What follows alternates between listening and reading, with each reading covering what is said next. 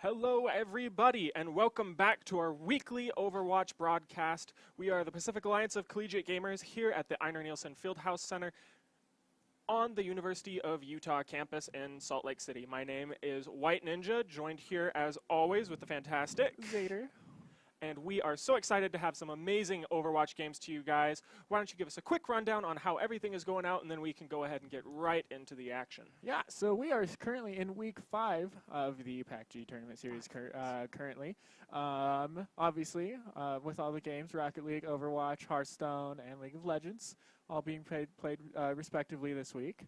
It's going to be really exciting as far as week 5 goes. Again, it's just the same set of 4 match here for Overwatch. It's going to be the Escort, Assault, Control, and Hybrid maps. Yeah, nothing new, same as always. Let's go ahead and take a look at the rankings, see how all of our teams are matching up with one another. We see here in the top rank that it is going to be University of Utah with the 2-0 score, followed closely by Colorado with the 2-1 score. A little bit of an interesting ranking. We've seen Colorado kind of falter and come back, but they still coming out with that 2-1 ranking division in their region.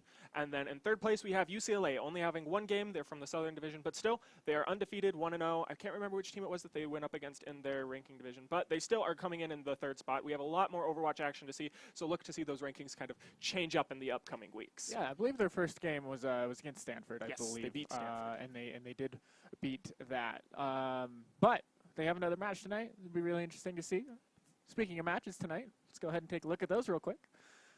So we have Utah versus Oregon as our first match. Definitely going to be something really exciting. We've seen Oregon do a fantastic job lately. They've done a little bit of some roster changes, and it's been helping them out significantly here in this series. And then we had a little bit of a scheduling error between some teams. I think maybe a team had to cancel. So we actually are going to go from the Utah and Oregon game, and we're going to take a 2-hour break, and then we're going to come back with probably the highlight match of the night, in my opinion. It's going to be Arizona State and UCLA. And in that 2-hour break, we're just going to be putting on the replay of last week's match between USC and Oregon, because that match was fantastic. I was just watching that from the stream perspective on Twitch, and it was just really, really good to see Oregon bring it. USC brought it. It was really, really close. One of the closest matches that we've ever seen. But yeah, definitely Arizona State and UCLA. What do you think about that one, Zader? I am really excited to see that. UCLA obviously having a very strong team. Raxa being a very highlighted player there every single time. Every week. But, you know, at the same time, you know, wow, I just forgot what teams. Arizona. Sorry. Arizona having a their team is actually very strong. You know, we've seen them in the TESPA series against you know, Utah and you know, in DreamHack and everything. They have a very strong team, so it's going to be really exciting to see exactly how they match up against UCLA, which is also one of the stronger teams here. I'm really excited to see it personally. But I don't know about you guys. You got to hype it up yourselves, just depending on what match you want to see today. But we've got 2 big matches tonight. It's going to be a lot of fun. Yeah, let's go ahead and take a look at the matchups for Utah and Oregon, just to see how the individual characters match up. Here we have for University of Utah, we've got Tetram playing tank, Flame Turtle, and Daddy J, as always, on DPS, supported by Sin and CX Dave, with Dog21 coming in on the flex. Yeah, Dog21 coming in on the flex. Generally a diva player, though. Big, strong diva player there. But second tank's always nice to have. Yeah. 2-2-2. Of course. OP. Substitute players coming in for Utah, Mutatone and Tandon. Mutatone being the tank player, Tandon being a DPS player, respectively. Moving on to Oregon there. Both regions are north. We've got Concept there on the DPS, followed up with Asian Sensation. And we got Jojo Beans and Handsucks as the tanks. Rebel Crab coming in as the dedicated healer, and Chank coming in as a little bit of a support player. Flex player there.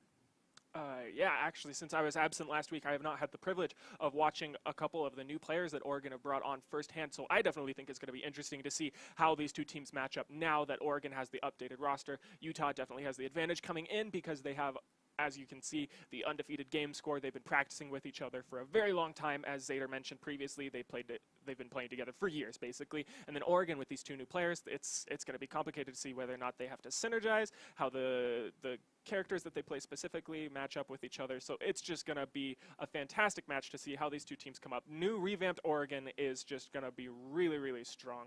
How do you think that the 2 teams together are going to be playing out?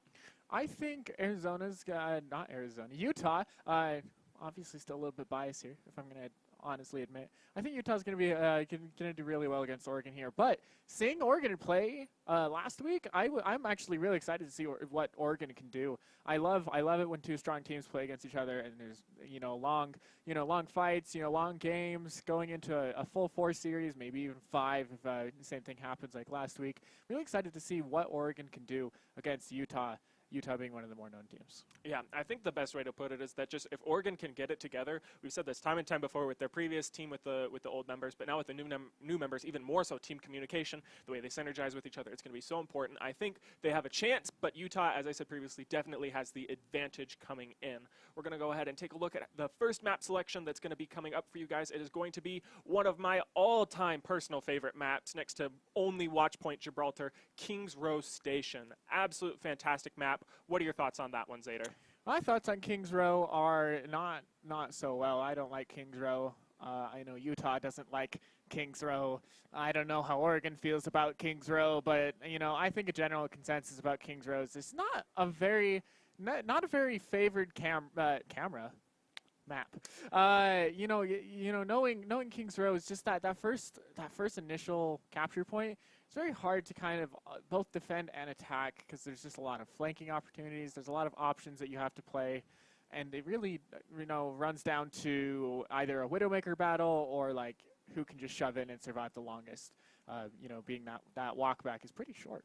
Yeah, the thing about Kings Row, as you mentioned, is that the walk back from the first point for the offense is incredibly short. So this makes every ounce or every second of life that you can have as the defensive just incredibly impactful. So that way it kind of favors, you can see long-term characters like Torbjorns who can just set down their turrets, and they can just sit there for hours and hours and hours and hours and just consistently deal damage and hold the point. It also has long sight range and chokeholds and flank paths around that back up the stairs. It's got everything on the first point. So really, Kings Row is just absolutely hectic on the compositions that can be played. You can see Widowmakers, you can see Bastion defenses, you can see Torbjorns up on the high ground, you can see triple tank supports. Like, it's crazy. Kings Row is it's just insane.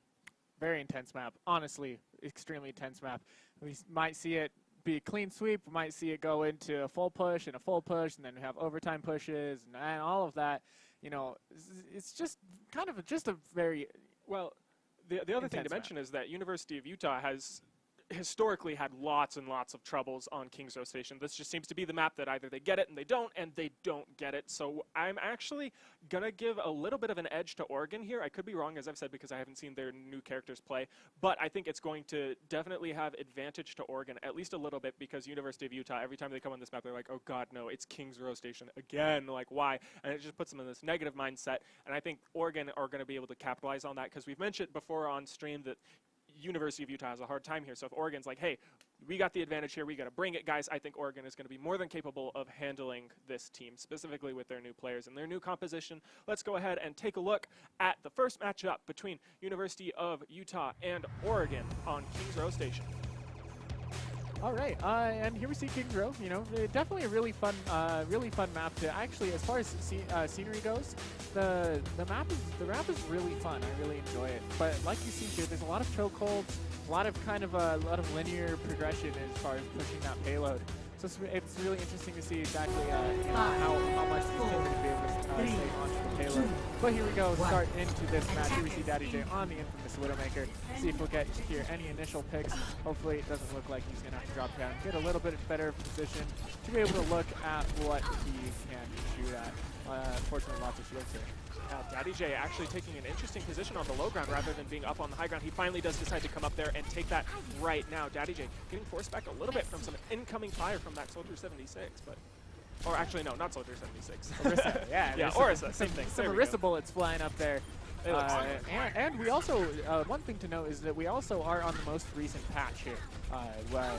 Most notably Sombra changes on this. So we might see a lot of Sombra come out for this game, and we see Baby Diva, Jojo Beans getting knocked into Baby Diva's headshot. That's been doing a good job of isolating the enemy team composition right there. Dog21 as well is on concept, knocks out his trap right there. Daddy J with a headshot on out of Mech Diva, and it looks like University of Utah is going to be capable of pushing in on this point as Oregon is 3 characters down already. Yeah, 3 characters down, and Utah having a very strong, convincing push here on this first control point. Looks like Oregon is going to back off just here a little bit. Let them take that point, regroup a little bit, maybe try to get just a little bit of ult charge, see what they can do as far as holding the payload from going any farther at this point. Utah doing the smart thing, pushing all the way up. Good call by Oregon to not try and screen in and stop the payload. They already had 6 men on it, did University of Utah. So just sending in 3 or 4 at a time is just going to result in more and more loss, and then it's going to be more difficult to hold the incoming payload. We see Flame Turtle just trying to put some good pot shots around the corner, trying to see if he can pick off any out-of-position supports or something like that. Great work of Flame Turtle, because that really just stalls the defense, not allowing them to get in position in the main room. They're actually just going to go ahead and push it solo man and have the rest of their team come up and try and isolate people. Daddy J trying to put some good shots on the Orisa right there, and she's falling dangerously low. Yeah, dangerously low there for the Orisa. You know, fortunately able to actually back out of there and not die. Really good there for Oregon positioning-wise, having that Orisa able to get out. Please Agent Sensation. Coming out with the McCree ultimate. Can't really find anybody. Ooh. Flame Turtle, but Flame Turtle countered with an amazing Riptire right there, although he did get picked off. Daddy J counters and snipes the concept to Riptire as well. Tetram popping that ultimate, and he's going in. He's pushing them, looking for anyone that he can. Fortunately, no one is around. They are all back at the spawn. 2 members now pushing for University of Utah. Sin, and I'm actually not sure who the other person is, but it is slowly but surely going to hit this first checkpoint. You can rest assured on that one. Daddy J. Ooh. Agent Sensation getting taken out by Daddy J. Taking out Daddy J. Yeah, there we go. There we go. Good job, Agent. Right there. Good job. Asian Sensation on the low ground right here, trying to do a little duel with the Diva. That's not a situation you want to be in. You want to be trying to pick off supports and whatnot. Sin trying to put some good damage on any flankers that may or may not be coming through, but the rest of University of Utah, in my opinion, is overextended. They're all out pretty far into Oregon's face, and it doesn't look like Oregon is capable of capitalizing on that blatant mistake, in my opinion. Yeah, and then we see Jojo Beams going out with that Diva Bomb, getting Dog21 out of from his Diva when he activated his Diva Bomb. Six Dave going in with the res there. Daddy J taking out concept. Utah kind of having an upper hand here as far as this fight goes. Robo Crab trying to snipe off people moving up onto the high ground. Actually gets a headshot right there, but not enough to get any kills. However, it does reveal their position. Tetram dives into the backline and takes out Dog21, and Asian Sensation gets shot in the face by Flame Turtle. Fantastic job of positioning right there. University of Utah is looking unstoppable. Less than 40 meters left onto this last point for them. Yeah, here you see Flame Turtle holding that tire there, not really letting anybody be able to hear them. Diva trying to suck the tire up, but unfortunately that's not how it works. Daddy J with the headshot. 2 headshots. 2 shots in a row. Fantastic. There we go. Let's go, Daddy J. Keep going. Looking for more. He can see him, but they're not peeking. Handsock slowly getting the low health right there and gets taken out by University of Utah's offense. Flame Turtle is just uncontested up here, raining terror down into the backline. The supports are incapable of doing anything. As I say that, Robo Crab falls, and Jojo Beans on Diva, not necessarily a support, but falls as well. And Chang, the last Moira for the defense of Oregon, falls as well. And University of Utah, with a near flawless push, wasn't hindered one time during that entire push, just ends the game in near record time. Yeah, and you know, really interesting strategy to see from Utah, just keeping Sin there back on the payload. He was the only one pushing that payload as they kind of pushed up and made sure that that Oregon couldn't come back onto the payload and really contest the movement. So they got, I mean, it was a little bit of a slower push, but it was an uncontested push, which really, when you balance it out, it ends up being mainly the same amount of time. So really interesting to see how much they didn't need really to use Sin there in their team fights as well. Well, the thing specifically about that is Sin was playing Zenyatta. Zenyatta can still be efficient, even though he's in the backline like that. He could throw his Harmony Orb on a tank, and the tank can run off and just get in his line of sight after it rears away, and he can put it right back. Sin doesn't necessarily need to be there to be dealing the healing that he needs to. And with Transcendence increased movement speed bonus, assuming that he has his ultimate on the payload, if there's like a big problem, his team can call out, hey, they're getting ready, their ultimates like Diva or whatnot can be coming in. he can easily pop that, get off the payload, run up there, and save everybody. So actually really interesting to have them have Zenyatta on the payload and then utilizing the rest of the 5 members on the team to just say, hey, no flankers. It's a little bit more risky to have just the one person if anyone does manage to get through, but we're confident in our abilities to, you know, shut down this defense and keep them where we want them to be. So great play from University of Utah right there. They did exactly that. So really nice push there from Utah, not really faltering on Kings Row. You can tell they've had plenty of practice. Oregon doing their best to hold that defense. Not really able to get much as far as the defense goes, but totally okay. They have their own chance to attack here coming up soon, and we'll see how they do as well. If they get a full push, we'll just go ahead and move on to round 2 of this Kings Row map again. But it looks like the teams are ready. Yeah, and based off of what I saw last week too, Oregon definitely feels more comfortable on offense than they do on defense. It seems like that's where a lot of their potential and their game knowledge lies. Utah, Daddy J is going to be on Soldier 76 rather than Widowmaker. Kind of a good choice in my opinion for defense, but we'll see how Oregon reacts. Pushing very quickly onto the point with this Reinhardt and Zarya combo. They are immediately beginning a capture. Yeah, immediately getting onto the point there. It's really stressful for Utah when they immediately get on the point. They have to kind of rush out of their positions. They all of Utah deciding really to take a high ground position here.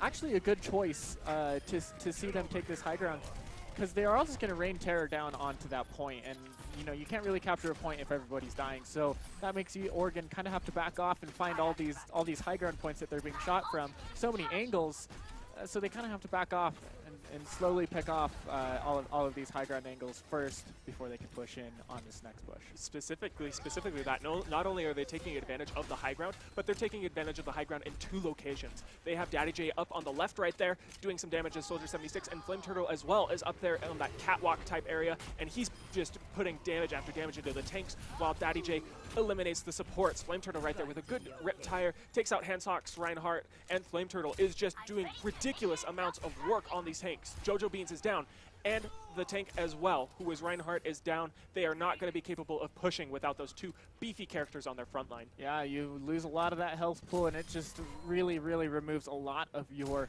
pushing power, which is not really what Oregon wants to do. They need to have more of a health pool, and they need to keep their health pool up.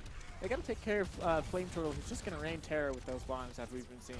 They also need to hopefully take care of Daddy J there on the high ground as well, as he has that ultimate ready. He's hiding a little bit on the stairs. He's looking for something. That angle that we just saw right there from Jojo Beans, he was trying to put off some of his Graviton shots, but nothing was working. He couldn't see anybody, but he knows that the second he rounds that corner, all of University of Utah is going to be right there. This really takes away any advantage that Oregon can possibly find to deal damage, to do poke, to do anything like that. Sin's going to be holding that nano booster, and Hansox is trying his best to get on the point, but like I said, he's immediately countered by the tanks of University of Utah. Sound barrier popping out right there from RoboCrab's Lucio, and Hansox is trying his best. Daddy J decides to pop that Tac Visor ultimate, and ridiculous amounts of damage are falling on, but however, Concept falls, Hansox falls. Just those 2. Chang is getting really low as well. Ooh, Jojo Bean's doing a really good job taking out Daddy J.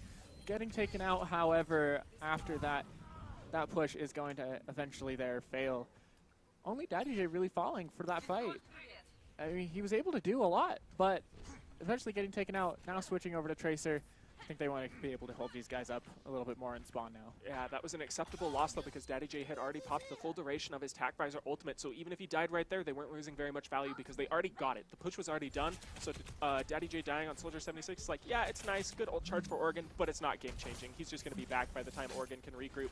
We see Concept going to hold that whole hog ultimate. He can pop it at any time and try and make a play happen. Looks like we only have 1 minute left, so he's going to have to make it happen soon. Yeah, he's probably looking to go around the back, hopefully try to counter somebody and push him off of the point there. Daddy J doing a really good job of harassing Concept, not letting him get into a correct position, and eventually falling back there. Flame Turtle holding a really good side angle here. Really nice light of sight, protecting his tanks as much as possible. He has Riptide already, most likely going to pop it here when he waits for them to get all grouped up, and we'll see what he's able to pull off with that. Here we see Jojo Beans coming back with the Diva Mech. Electing to take that low ground position was Flame Turtle. He does have his Riptire ultimate. Fortunately, he's not taking any damage. He's able to get out of there alive in spite of Concept and Hansox doing their best to try and shoo him away, get him in a worse position.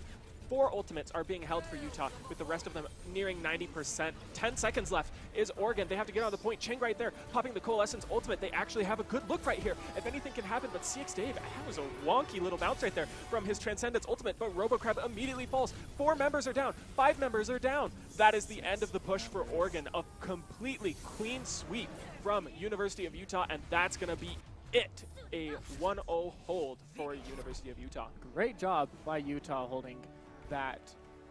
I mean, really holding that point the entire time there. Not really letting them even get, even get a tick. And here we see Flame Turtle coming in with the play of the game.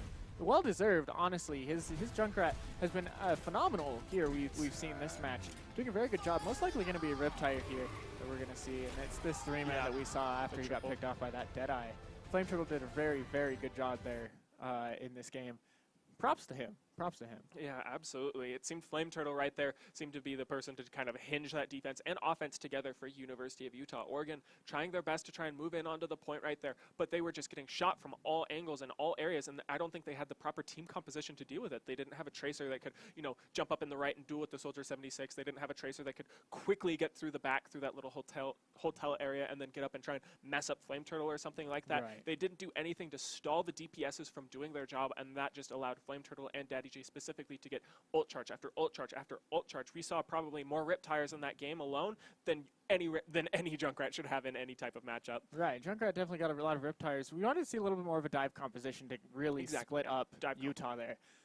They needed to jump on each of those high ground players. They're all as a group, get on them, pick them off one by one, and then take the point. And even if not one by one, they want to be able to just really take out those teams all together, because when they're all spread out, that's when you start really losing your health pool there, and you're not able to take the point, especially when everyone's just raining down terror on you from the high ground. And in defense of Oregon, it is really difficult to take advantage of that situation. I mean, for example, Daddy J, he was isolated up there on Soldier 76. It was just him up there. There was no one. If they had run a Widowmaker and got a headshot, then it's a 5v6 and they could have pushed on. But they didn't have any idea, because as I mentioned before, we saw a quick cam right there from Zarya. He was looking around, couldn't see anyone. He had line of sight onto the point, and he didn't see a single member of University of Utah. So if he turns that corner, he doesn't know if they're in the right in a corridor. He doesn't know if they're on the left hiding in the corner, if they're up hidden somewhere. He just didn't have the information, and that comes from a lack of flankers. If Tracer's around the back and is like, hey, I'm not seeing anyone up here in the top right, that means they're probably over there in the left. Be aware of that, then they can make and alter their strategy accordingly. But they just didn't have the information. So I think that boiled down essentially to team composition. Had they been capable of picking off Flame Turtle, had they been capable of picking off Daddy J, they would have just massacred University of Utah, but they weren't capable of doing so. Yep, definitely just a little bit of awareness there that we need to see more from Oregon. But overall, really good game. Oregon had a really good defense. As far as that goes, they held. I mean, as far as being pushed up, they held against it pretty well. They didn't really lose too much of their players. They instead just really couldn't push Utah back over to the payload to stop it from moving. It's not that they were dying; it's that they weren't able to really get that push in. But definitely acceptable here. It looks like next map that we have coming up is going to be Temple of Anubis. Also not one of my most favorite maps. I love Temple of Anubis. The flanking opportunities that you have on Tracer specifically, because as I've mentioned thousands of times, I love myself some Tracer, it's really easy to utilize with these 2 Anubis Defender statues right there. You can go through the left, you can go through the right, you've got plenty of opportunities. It's all on the hands of the defense on this map specifically, as it is just so incredibly hard to make a convincing push as an offensive team specifically. Yeah, and here we see Utah running on the defense first. Oregon getting the first chance here at the attack. Here we see definitely more of a dive composition now. You've got the Winston, D.Va, Genji, Tracer, Lucio. Tracer, Genji specifically. Tracer and Genji specifically. So they're actually going to be able to... Ooh, that's actually going to halt their push. That's it. Yeah, you have to have that Lucio speed boost, especially if you're trying to do the push that they are, which is going through the left. Daddy J right here trying to get a jumping look right there, see if he can see anybody coming through. His grab mine is triggered because he knows Genji's going to be coming up right there. Every Genji does that, and he's aware of the fact. It's actually going to... Are they switching off to... No, I thought they had a McCree there for a second, but no. Concept falling dangerously low. Daddy J is just looking for picks, and he seems to be the one that is going to halter this Oregon push. Yeah, if he keeps picking off that Lucio, if he keeps picking off those low health targets before they can get in, it's going to be really key. It's going to halt their push as much. But here we see all of them getting onto the high ground, pushing them off of that high ground. Now we have to see the switch in high ground. Now they're going to see everybody start getting on point. not really nice to see Oregon losing a few players there initially, especially both of their tanks mainly. Agent Station taking out Tetrum, but not really enough. They're going to have to regroup here, but they're doing their best, holding this point as much as possible. See if they can get any percentage at all, but it looks like they're just going to have to back off and look for something else. Asian Sensation actually electing to burn his Pulse Bomb right there in desperation, trying to get a kill off of anyone before Flame Turtle eventually picked him off. But Oregon, with that push right there, they had such a good opportunity. They had the D.Va, they had the Winston up there on the high ground and just kind of pushed away that static defense of University of Utah. But while doing so, they left their supports isolated, and that allowed Daddy J and Flame Turtle to really utilize that and pick him off. RoboCrab, once again, gets incredibly low and dies to Flame Turtle. You cannot lose your supports like that. You have to keep them protected, and that falls on the back of the tanks. If you're running a dive comp, you have to be diving with the whole team, not just the tanks. That is correct completely. We see Dog21 getting the resurrection. Concept coming in with the Dragon Blade, looking for the supports. CX Dave getting taken out, not by the Dragon Blade, but by Asian Sensation instead. But Oregon not able to really find anything on this push. Picking off a lot of Utah's members. We saw you know, 2 or 3 picks there. But really their push, it wasn't enough before they had all gotten taken out. RoboCrab eventually falling again. Yeah, RoboCrab seems to be the person who's kind of hindering this Oregon push in my mind the most. He's died so many times on Lucio, and Lucio in my mind is one of the most he's one of the characters that it's easy to stay alive on. He self-heals, he moves incredibly fast, he can use his wall ride mobility. It's really, really hard to pick off a Lucio on any character. Jojo Beans right there, deciding to pop that Primal Rage ultimate and knock away whoever he can. All of Oregon is getting on the point right there. Concept takes out Dog21 and Sin as well. Daddy J counters and Chang falls. CX Dave reses Sin. I don't think Oregon's going to be capable of doing this, but it is 2-1. Yeah, Flame Turtle falling, probably most likely to his own post bomb. Handsocks getting a very, very good D.Va bomb there. CX Dave holding as much as possible, but it looks like Oregon is going to be able to take this first point and start pushing on to the second point. Very good job there from Oregon, doing their best to take out those supports as quickly as possible. We saw Concept take out Sin pretty quickly there in that fight, and then we saw eventually everyone else kind of falling, and we also saw Flame Turtle eventually falling to his own pulse bomb, unfortunately. But yeah. Feels bad. But totally okay. Here we see some switches coming out. Daddy J now on the Tracer. Flame Turtle, like we said, we're going to see more Sombra. Flame Turtle on the Sombra now. Really key to hacking these health packs. Doesn't give you ult charge anymore, but we're going to see a lot of packs most likely onto D.Va to mitigate that defense matrix. Yeah, I give total props to Handsocks right there on that push. However, we see Dog21 holding that whole hog ultimate, but Lucio pops his sound barrier right there. They are going to push on the point as quickly as possible, and Utah is actually getting shoot off. Daddy J falls. Dog21 getting dangerously low as well, and Concept immediately eliminates Sin. Oregon might do this. They're rapidly approaching the first take. All members on, but barely contested by Flame Turtle's Tracer. This is going to be the push, guys. Daddy J's Tracer is definitely doing really good. Sombra from Flame Turtle as well, doing very well, placing that teleporter back over there to that health pack. 8 HP. Ah, yeah, that's exactly where you want to put those teleporters, so you can get back to that health and get back to full health as fast as possible. There we see the full hack EMP coming out. Handsocks, Asian Sensation, it looks like everybody there from Oregon getting affected by that, and that is what's going to halt their push. Not able to get a tick. Utah was able to stay on that point just before that first 33% came through. Very good performance there from Utah, holding that point just before they were able to get that. A rephrase there. If that was all Daddy J on the point right there on Tracer. 6v1 alone, and he stalled that for an indefinite amount of time. He allowed all of University of Utah to get up, not only get up, but get up and regroup and be able to convincingly push on as a 5-man team. That was all Daddy J with a little bit of help from Flame Turtle, but mostly Daddy J. So hats off to him right there. If it was not for that push, they actually didn't even get the first tick, so that was completely useless. They burned all their ult charges. Oregon is going to have to make something happen with only 3 minutes left against this University of Utah defense. Yeah, I believe they got just about to 30% there. So it was very close. Daddy J overextended a little bit too far. Didn't have enough blinks to get back.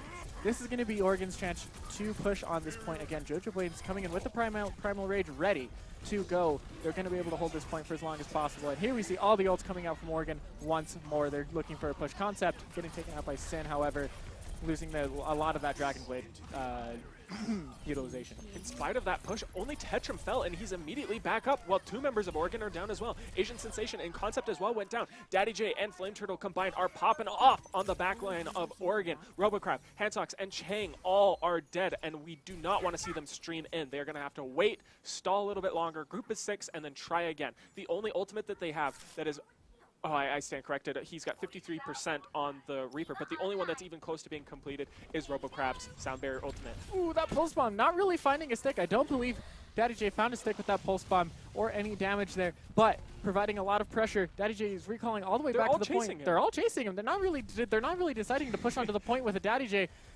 He's all the way back there. If you send 6 people to kill a Tracer and I die as a Tracer, that's totally fine with me. Oregon popping that Sound Barrier, moving on. Asian Sensation immediately removing Dark21 from his back, and Jojo Bean trying his best to eliminate Sin. Dark21 finding a good look in the back line, and Chang falls. Daddy J trying his best to mess up that Reaper right there, but it looks like he's going to get out alive. Tetra popping the Primal Rage Ultimate, and members are falling left and right for Oregon.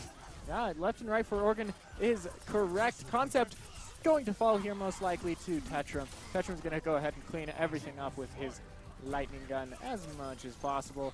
We saw one EMP there come out very early from Utah. Oregon was actually able to hold off that EMP for quite a while. They were able to kind of back off and wait for their push, and then they pushed back in. But Utah, you know, knowing that they were going to wait on that, they weren't really able to capitalize much on that, and weren't able to get really anything on that point. Sombra being kind of a pest there in the back line, hacking him out of spawn. Look at the ult charges right now. Now they have 4 ults, and compared to 1 when they tried previously. Had they held RoboCrab Sound Barrier Ultimate, they would now have 5 ultimates, almost 6 in comparison to the none from University of Utah. They could have made that push without the Sound Barrier. This is what they need to be doing. Oregon is going to try and push on as they only have 30 seconds left. Jojo Bean immediately jumping onto the point and holding his Primal Rage Ultimate. He's isolating Sin in the background, but he pops Transcendence. Yeah, Sin dropping Transcendence. Here we see Oregon gaining actually a lot of ultimates. Chang actually got that Transcendence there for Oregon. Sound Barrier coming up from RoboCrab. Hopefully pretty soon here. He's 94%. No, RoboCrab is going to fall. He's perma-hacked. He's perma-hacked by Sombra in the backline, and he falls, holding his Dragon Blade Ultimate. That is ridiculously impactful. Oregon has got 10 seconds left, and with 5 members down, all off point, I don't think they're going to be able to do it. Whoever is alive for Oregon has to get on. It was Asian Sensation on Tracer, and he falls as well. RoboCrab trying his best to pop that Sound Barrier with the speed boost, but it's not enough. 0 seconds is hit. They did cap the first point, which is rare for this map, but I'm not sure if it's going to be enough to hold University of Utah, who is going to be countering on the offense right after that.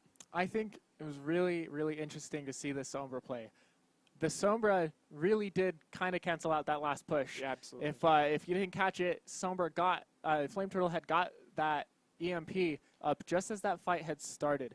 Very good play from Sombra as your ultimate is actually a little bit harder to charge now that you don't get it from health packs. Yep. But that EMP canceled out a lot of ultimate potential. We only really saw the Zenyatta ultimate come out, the Transcendence, and we saw I believe one more ultimate come out there from Jojo Beans popping the Primal Rage. Yeah, he popped the Primal Rage. But that was all that was yeah, and that was all that was really able to get popped before the EMP came out. So we saw Concept not really having the chance to pop the Dragon Blade. We didn't see, I think it was their other tank player. Oh, man, I forgot his name. The Diva wasn't able to pop Diva Bomb. So really canceled out a lot of ultimate potential there for that last push, what they really needed. So they got to make sure they take care of that Sombra as much as possible. Well, yeah, and the other thing about Sombra is just so coincidental in the way that she works on maps. Either she's good or she's not. Absolutely coming in full force right here. Eliminated Genji from that entire last fight without even necessarily needing to deal damage. Sombra Ultimate is so niche in the fact that, yeah, you can make the argument that's like, okay, well, they can't use their ultimates if they're dead from a Graviton Surge Pulse Bomb combination, but the way that Sombra Ultimate works is it's a little bit more reliable in the sense that you press that button, and whether they have shields, whether they have people in the way, they're all getting EMP'd. It's a lot more reliable than the Graviton Surge Tracer Bomb combo, which has been ever so popular in this new recent meta. But yeah, Sombra definitely coming in full force, full show here on Last Point Temple and Anubis. That key health pack underneath the bridge right there, that's the big one. Hacking that is just so hindering to the push, and it helps the defense so much, specifically when you have Flame Turtle on Tracer, who can easily blink back and forth and pick up that health pack and get full heals over and over and over again at the speed of light. Tracer can be a little bit more difficult when she falls low on health. It's kind of scary to go in because you can easily just get kicked in the head by Zenyatta, and that's scary. But we're just going to see how University of Utah decides to play this out on the offense. Temple of Anubis. Ah, there we go. Looks like they're both ready to go. Jojo Bean sitting up there. As is Monkey, being a monkey. I love that cheeky little spot right there. I actually didn't know that was there, that people could do that until recently, but no, I love that. I love that position right there for characters that can get up there specifically. It's just such a good position. Tetrum immediately moving in onto the left right here. It looks like that actually was a poor decision to be up there as Jojo Beans, as people are isolated. Ooh. Oh, a lot of Oregon falling there to this initial push. It looks like, it looks like Utah is going to take this point pretty quickly here with this first push. They're going to have a lot of time here on the second push. Not looking super hot for Oregon. I don't know how I exactly feel about the first point Sombra. I like the second point Sombra a little bit more. The second point Sombra. But the first point Sombra didn't look like it worked out super well for them. Looks like they were all kind of a little bit too spread out. Daddy J applying a lot of pressure here in the back line. Asian Sensation switching to Reaper to take care of that big old monkey. Yeah. I think it was mostly on the positioning of Oregon right there, but we'll have to talk about that later as University of Utah dives onto the point, and Daddy J immediately takes out Jojo Beans with a pulse bomb and Flame Turtle as well. The entire team it's over. That was a complete team kill with near seamless. That's it. That was so fast from University of Utah. I did not expect that one to go through that quickly. That was a pretty fast push. Utah definitely has practiced Temple of Anubis one or two times. Flame Turtle coming in with the Genji play of the game. Take a look at that Dragon Blade really quick. Have you noticed that Genji's sword specifically has like a little trigger on it so he can like turn it on and off? That's so weird. I didn't notice it. Yeah, if you look at it when it zooms in on him, he's got like a little button right there, and it's just I've always wondered what that's for. I'm like, it's not just for grip because he like can click it, but the little details it's like that you didn't know. It's like a lightsaber. The little details Anyways, you just let's talk about the first push through for University of Utah. I like, as I was saying, that they had the Winston up there on that little canvas top or whatever it is you want to call it, that little area up there that you can hide. Little window thing. Exactly. Yeah, but that's only effective if you plan on holding at the gate. And the rest of his team was way back in the back of the point, which necessarily isn't bad, but it's bad if your Winston, your main dive damage tank, is way up there trying to get picks. University of Utah's not going to fall for that crap. Like, if you dive onto the back line and try and pick off the supports, they're just going to turn around and, like, what are you doing isolated from your team? And then just take advantage of that, and that's exactly what we saw. Big misplay from the tanks of Oregon right there. Had they stuck together, they would have been able to hold that point indefinitely. Not sure if they would have been able to cap, but it would have been a lot longer of a stall than we saw. Right, we want to see them hold the high ground a little bit more. We saw Utah come on their defense, held that high ground first. That's all they did. They all sat up on that, I guess if you're pushing the point, the top left corner. If you're defending, it would technically be the top right corner. But that's where you want to hold. It's really hard for teams to get up there. It's very hard for you to get pushed off of that point. So that's where you want to hold. You can really just kind of rain terror there onto the capture point. But we didn't see. I mean, we saw Oregon. We saw Oregon with RoboCrab sitting up there on the top left if you're defending. That was really good. Really good positioning there. Tetrum kind of saw that immediately and forced him directly off of that edge, though. And that's kind of where everything collapsed and the point was taken from that point. But it looks like the next map that we have ready here is Lijiang Tower. Lijiang. But it looks like that's what we're moving on to here for this next map, Lijiang Tower, being a King of the Hill map. King of the Hill maps. They are definitely interesting to say the least in the way that they play out, because usually, specifically on Lijiang Tower, either you win or you don't. We very rarely see 99 to 99s.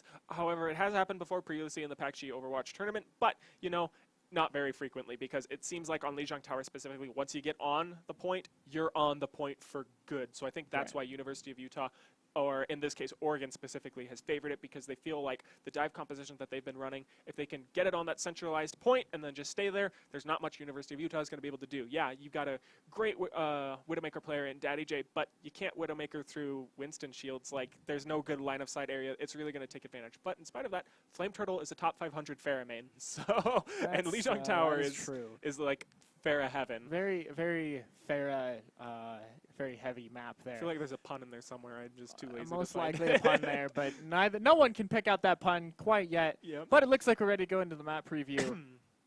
Oregon doing a really good job on this map last time. This is actually where they took one of their games from last week against USC, I believe. Yeah. So Oregon does very well on this map. They know what they're doing. So high chances for them on this map. I believe they're going to be able to do pretty well.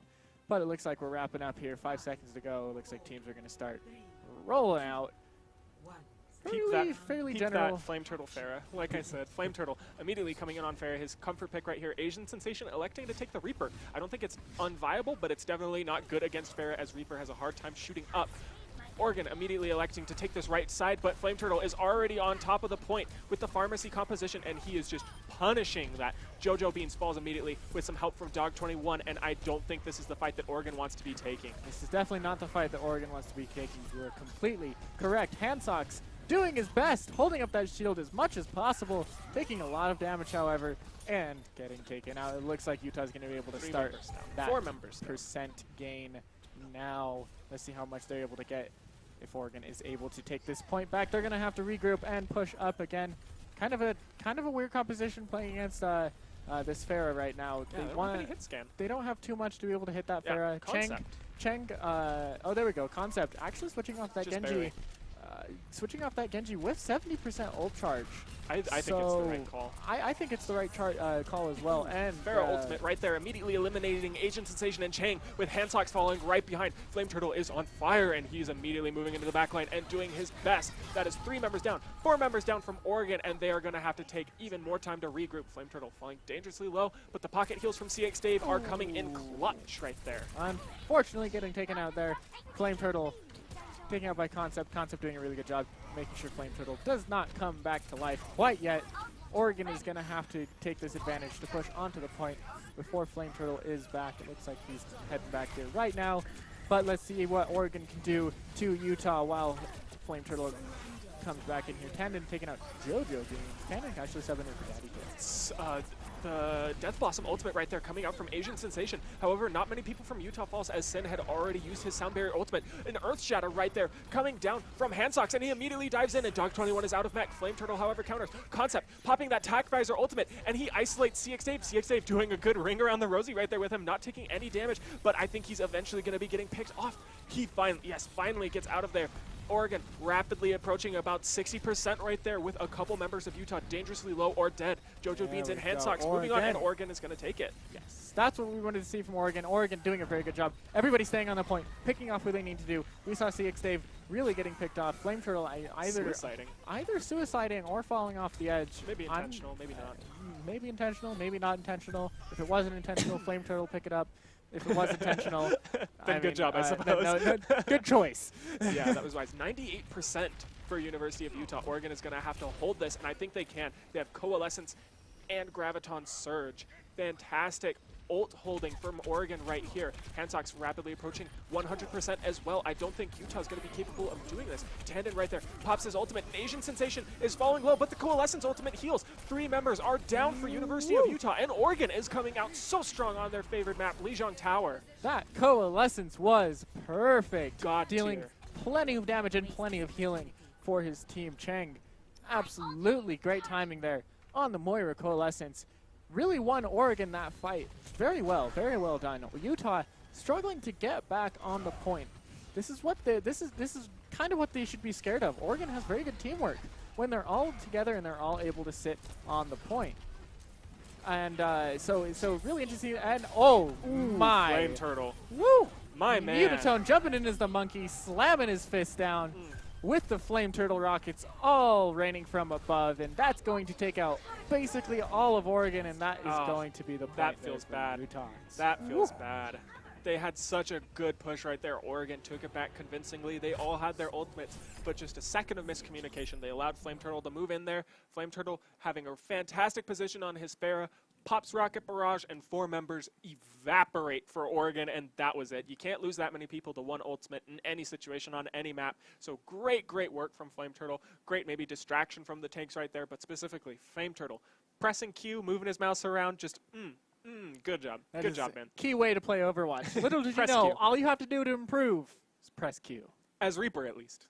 As Reaper. As Reaper, at least. At least Reaper. Or Pharah. Maybe Soldier. Yeah, Soldier as well. McCree's a little bit iffy. Gotta get the hacks on. Coalescence, obviously. That's a big Q.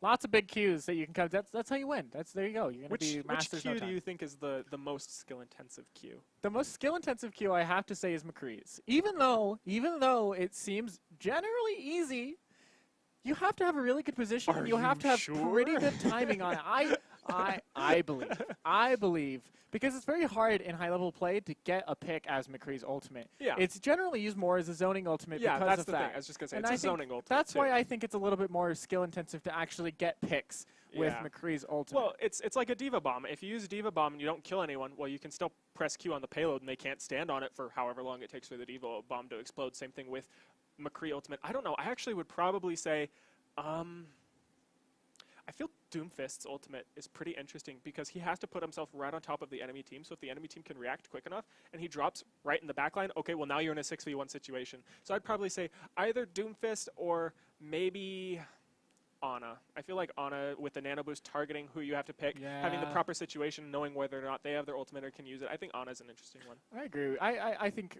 I can agree with you on that one as well. I think you're right. But looks like teams are ready for this next map. Let's go ahead and take a look. It looks like they're going to be playing on Control Center? I can't remember the name of this. Control Center, I believe. Yeah, Control Center, probably. If we're wrong, just roast us in chat as usual. But Utah, as usual. Let's go.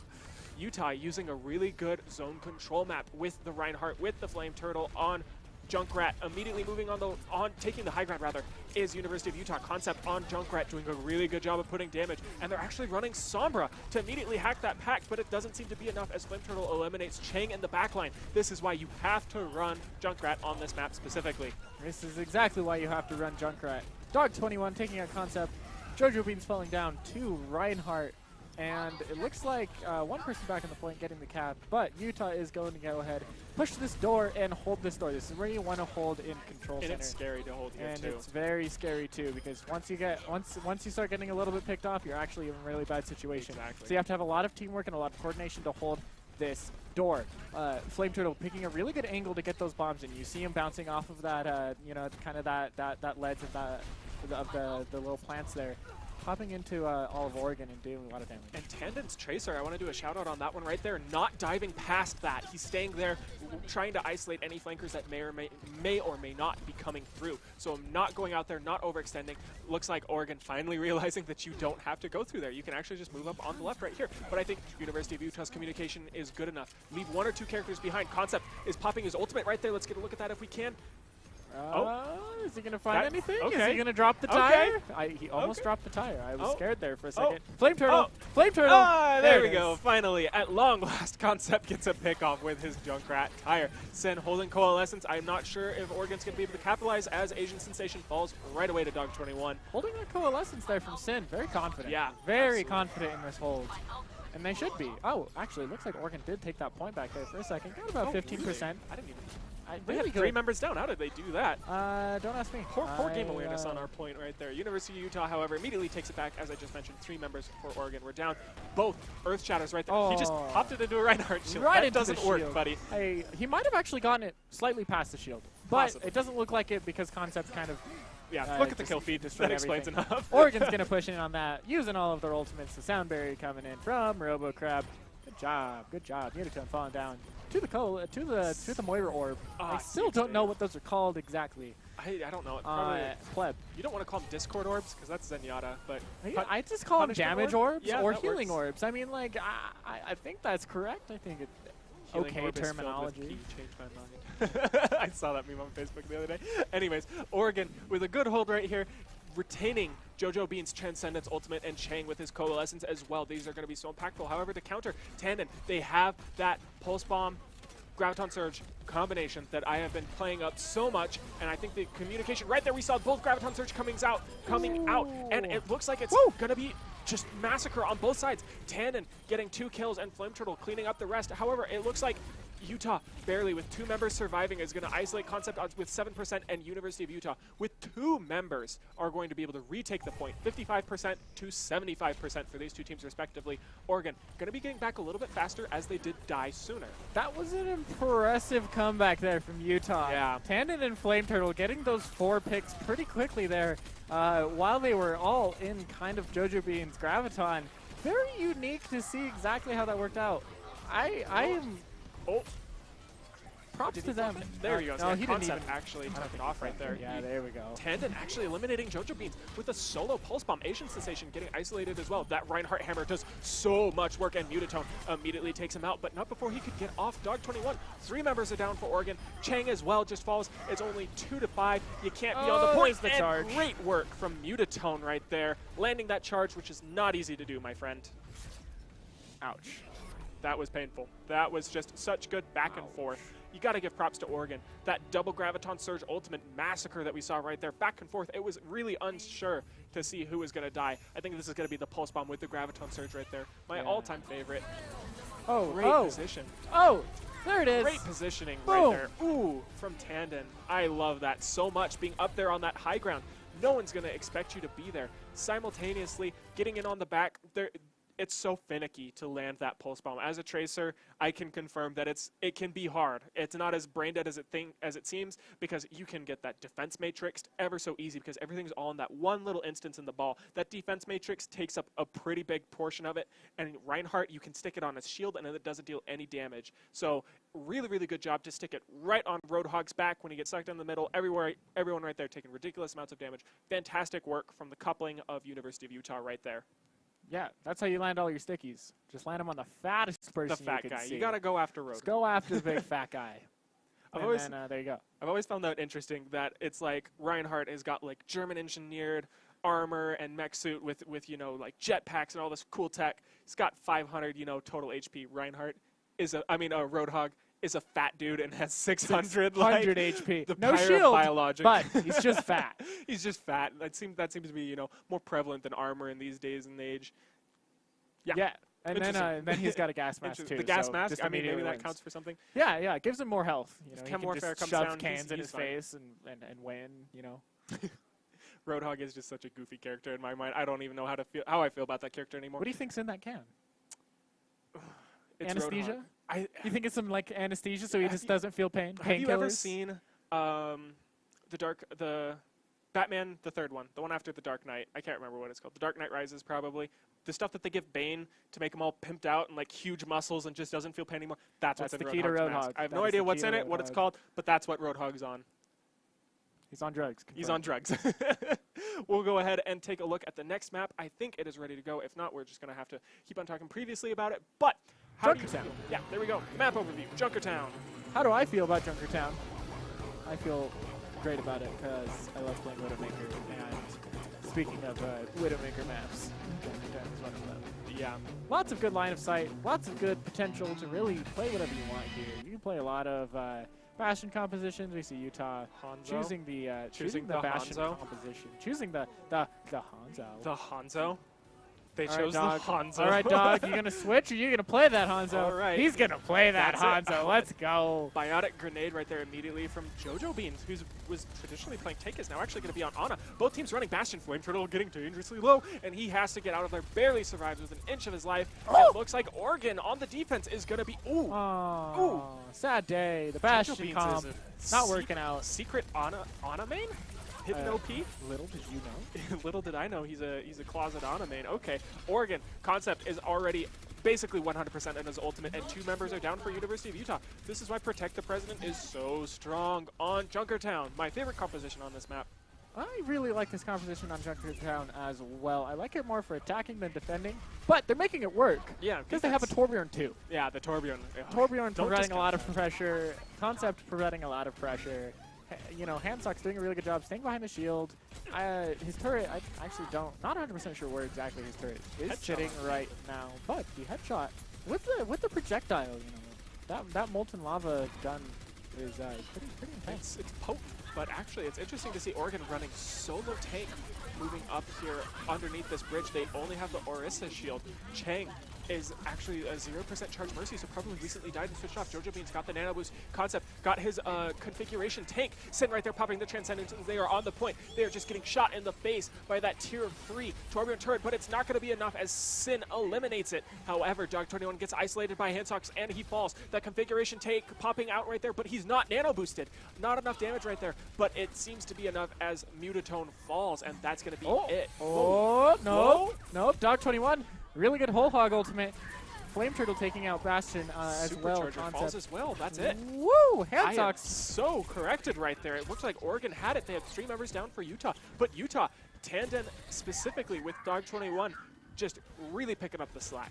That was very impressive play there from Utah. Picking off very key players there. Even though their own players got picked off, pretty early on, with the remaining players they had, they started taking out key players so they didn't lose the rest of their team. Really, really nice to see that. I really like that concept. Still sitting on the Bastion up in this high ground. They're very dedicated to this turret composition right now. And I think that's really interesting because that Orisa shield there now is protecting both of the turrets, but we saw, initially that Torbjorn turret wasn't sitting in the Orisa shield there back on that first checkpoint, on that first initial push. I still stand by what I've said previously, that if you're running Protect the President composition and they finally are capable of pushing through, you gotta stop doing Protect the President because it's just so hard to get back into position. And it allows the flankers from University of Utah, took the words right out of my mouth, to take advantage of that, move around the back, snipe people off. Diva Bomb coming out right there, not getting much, but it actually seems that Oregon Concept had that nano boost for quite a while. He's dishing out a lot of damage and not taking too much damage. But not enough for Oregon. He wasn't able to get enough picks. Looks like Utah's getting a lot of picks there. They might be able to push the field a little bit more. It's actually a little bit of a standoff. A bit of a back and forth massacre, a standoff like you just said. It was 3 down to 3 down for both teams. But I think that tends to favor the offense in this situation. If you look up there on the progression map, it's like right in the middle. So both of the respawn timers and distances are going to be totally even. So I think that gives it in the favor of the offense because it can be passively pushing with only one person on it. You don't need an entire team to push it, but you do need an entire team to defend. So I give a little bit of an advantage right there. Oh, Flame Turtle with the big Junkrat tire. Big picks. Big picks there. Utah's going to be able to capitalize on this. Unless Asian Sensation is just popping off. Kid has not died. He is sitting with that supercharger, dealing as much damage as possible. Handsocks keeping that Tracer away. Wow. Yeah, actually, if you look at that kill feed right there, it actually seems to be Utah that is seeming to counter with that Whole Hog ultimate from Dog21, and Tandon as well putting damage onto Handsocks, and that's it. Most of the members down for Oregon. Chang as well, that Mercy is so important to have down. That is all the healing, or at least a vast majority of it, is Anna's healing. It's a little bit more dependent. Mercy is a dedicated healer. If you take out Mercy, you take out a majority of the defense and the healing potential, the sustain. That easily allows Utah to move in onto the second checkpoint. Handsocks picked off by Flame Turtle right there with a pancake bomb. Great work. Pancake. Oh. Ooh. Oh, Asian Sensation dropping low enough for that pulse bomb to get it to take him out. Tandon, very good stick there on Concept. Concept kind of walking back into that Orisa. Not 100% sure if he realized that his Orisa was right behind him there. Fantastic positioning right there from Tandon. Getting the high ground, they had no clue he was there. It drops on top, drops the pulse bomb, and immediately eliminates 2 people. We are getting under 50 meters left. They're about halfway to the final point. Rounding this final curve is University of Utah. RoboCrab holding that Diva ultimate. Let's see if they're going to couple that with a nano boost maybe. A good biotic grenade. Now is your time. He dives in right there, pops the Diva bomb, gets it in the back. And 2 people fall. Mutone and CX Dave. Great work from Oregon. There we go. Getting it right past that Orisa shield. They're very, very, very good positioning. Not having it go too far. Not having a lot of walls to really cover yourself with. Flame Turtle taking out JoJo beams with a trap. It looks like Utah's going to have to regroup on this one. They do have 2 picks, so they might push up a little bit farther, but definitely a position they don't want to be in as Oregon has a very short walk back here. And actually relatively short spawn times as we're not in overtime quite yet. So they're going to be able to get back onto the point pretty quickly. University of Utah is going to be pushing this rapidly. Handsocks, however, pops his ultimate right there with the Molten Core and immediately gets nano boosted. He's going to do so much damage with his gun and take next to none as he has so much armor. Finally falling down to that 200 HP, no armor, but effective enough to shoo away University of Utah. Pick up the health pack, buddy! Ooh! Oh, that was risky. I think he just barely missed that health pack by an inch. Almost died. But CX Dave coming in saying, no, you're not going to die. Concept, woo, big. Tandon immediately counters. Flame Turtle as well. Oh my! That is just, that's it. Oregon, 3 members down rather, with Handsocks rapidly making it 4. He's gonna... there we go. Finally dies. CX Dave right there, doing some good healing. Less than a meter to go, and it was at 0.00 there for a second. That was weird. 0. That was weird. And there we go. Now we got it. I mean, Oregon, like, they got so close. They came so far and tried so hard. They did such a good job on that first point, stalling the payload from moving through with their pirate ship or protect the president composition, sitting up there on that high ground bridge, which is the perfect position. But as I've said time and time and time before, but people just don't seem to listen. Once you get shoot off that first point, you gotta switch. You can't run it moving into the second. There's too many flanking opportunities on almost every single map. It's designed specifically to run that on the first point. If you're done, you're done. You got to realize that it's not going to happen on the second point. They tried a little bit, and they got some good picks because of tank configuration and stuff like that, but it could have been so much more convincing with a dive composition or a triple tank. Yeah, they held on to that Torbjorn up until the last point, the Torbjorn which I thought was kind of interesting, but it didn't. It ended up not really working out for them. Ended up, you know, they were able to get taken out. But you know, as we get ready to move on to the next one, what do you think Oregon needs to do on this onto this push?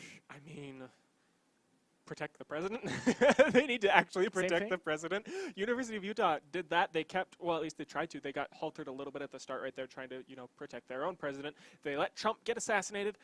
If they can keep their bastion alive on the payload and keep it and push it all the way through to the first or second point, I think they're going to be more than capable of having full ultimate charges when they reach the third point in the final, and they're going to be able to mess up University of Utah, not let them get organized, not let them flank. If you run Reinhardt and Orisa with the bastion, maybe Mercy, I don't know. I just want to see them do a really good static composition and just push it.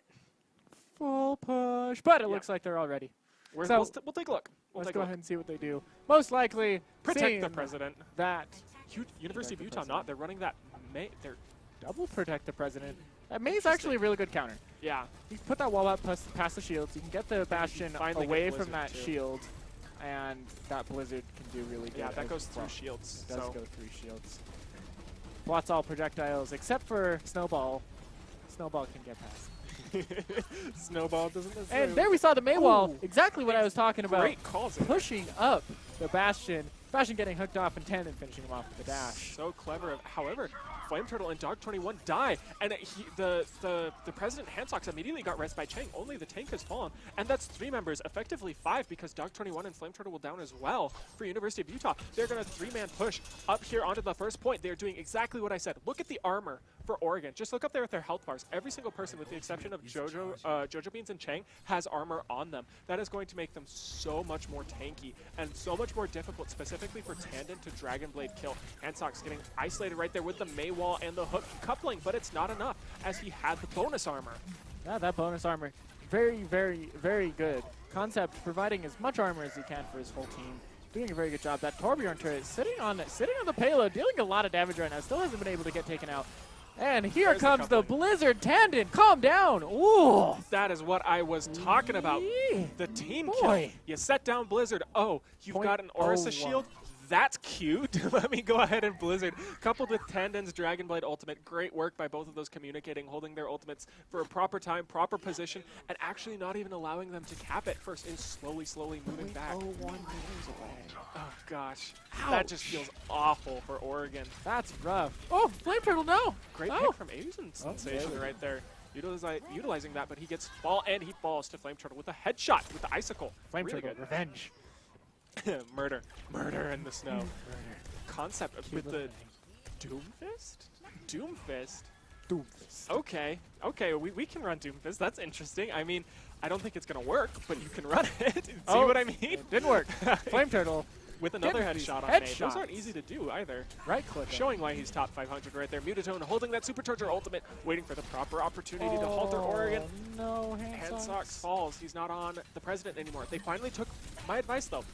It finally fell. They knew they weren't going to be able to get it back on the point, and so they decided to not run the president. They impeached Trump, brought in someone else. I guess Barack Obama, because Concept is on Doomfist. They're both black. I guess that's the best comparison I can make. Was probably the best comparison you could make, but Tandon's still alive. Tandon, still popping off. Still doing Tandon-y things as RoboCrab falls to Mutatone right there. Utah is pushed them back more than halfway from where they were. 1 minute left for Oregon. They're just seeming so disjointed, Concept so uncomfortable. Widowmaker now being a smith. He's switched three different times this game. Yeah, definitely not as many switches as you want. The Blizzard coming out as well there from Flame Turtle. Gonna stop a lot of this push. I don't know if Oregon's big. They've got to get back on the point. I don't know if they're going to be able to. Look at how on fire University of Utah is. 5 members. CX Dave feels team bad, is man. You on are not on fire. fire. You are colder than May right now. But rest of University of Utah has got more than enough heat to cook Oregon as they've got 30 seconds left. I don't think they're going to be able to push back out as Tandon is essentially 1v6ing, holding them in that spawn. Finally forced to back off right there from Asian Sensations Diva. But they've got 20 seconds to push it halfway through. They're all set up. I don't think they can do this, but I hope that they can. They are very set up here. They have 15 seconds to really get on the point. I think they all want to do it as a group. They seem to be backing off a little bit, waiting until they can all get on the point. And there we see them all getting on the point. Flame Turtle taking out hand socks. Pops the ultimate. You got a second left. Second left. No, you're not going to pop the ultimate. Waiting for it. Waiting for it. And now it's too late. You're now gonna die with it. Now Okay. you've got You're gonna die with a nano boosted Dog 21 coming in with the whole hog. Yeah, it's such a good opportunity. Ooh. And Concept sitting up there. Try to get as many picks as possible. Picks? Nope. Flame Turtle with the pick instead. That is going to be the end of this series. Utah taking it 4-0. Oregon not able to really find their way into University of Utah's team and capitalize on everything. Flame Turtle coming in with most likely the May Freeze. Tandon stealing the play of the game from Tandon. Sorry, Tandon. The Blizzard was better than the Dragon Strike. I mean, if the May sets it up with the Blizzard, then that's what counts. Look at the kill feed, though. It's all Tandon, but Flame Turtle gets it. That's fantastic to see. Giving props to the May right there. Great pick. Great strategic pickup for University of Utah. I mean, I want to talk about the ending right there for Oregon. There's something that conceptually that you have to know is that you don't know the ult charges for the enemy team. The one thing that you do know is that if you're getting pushed in, they probably do have ult charges, so you have to do something to bait it out. What you do is you pop, in this case, they had the whole hog ultimate on their Roadhog player. You could have had Roadhog pop his ultimate, and that could have hopefully, you know, forced or elicited some form of reaction from University of Utah, forced University of Utah to use some of their ultimates, and then you essentially trade 2 or 3 ultimates for 1 ultimate because they're like, hey, we don't want him to push the point. He's knocking everybody away with his whole hog ultimate. We got to use our ultimates to stop him. And then the rest of them keep their 5 and get their charges, and so then you can push in. You may not have the whole hog ultimate, but you will have 5 other ultimates in comparison to the 2 for University of Utah, and that's how you ultimate trade properly. They didn't do that as he was holding on his whole hog ultimate, trying to be the big play game maker, not using it to utilize his team composition to its effect. A little bit of a, I'd say like a silver tier mistake. You can pop the ultimate earlier to try and force responses. Yeah, I think I do agree with you there. He should have definitely put it out a little bit earlier. But totally okay. Learning mistakes that we have there from Oregon. Oregon did a really good job. However, they did everything they could. But Utah coming out as the better team here for this match. We're going to go ahead and look at some updated standings real quick. Not much has changed other than Utah now being 3-0. Still staying there in first. Colorado staying in solid second with that 2-1 still. Colorado is still doing a very good job. And UCLA still in third. Hasn't had much of a chance to play their games quite yet. But they've done a lot of show matches. They've done a lot of show matches. But we're going to see them here today. Be the game of the century. ASU versus today, UCLA. Is going to be very, very interesting. So let's go ahead, look and see how these map scores went. Quick recap for this morning's. Wow, little did you know, it's actually 7 in the morning, not 7 at night. It's actually like 9, isn't it? 8. It's 8 o'clock now. 8. But look at these. Look at all the red. Utah giving all the red there. Temple of Anubis. Oregon taking 1 point there. Which was convincing. Which was very convincing. They did everything they could. Not really able to do it much more. Lijiang Tower, a little bit more of a convincing map as well. Oregon doing a very good job there. But Kings Row and Junkertown kind of being very decisive there. Totally okay, though. Oregon did everything they can. The roster changes have been very good, and we've been seeing that.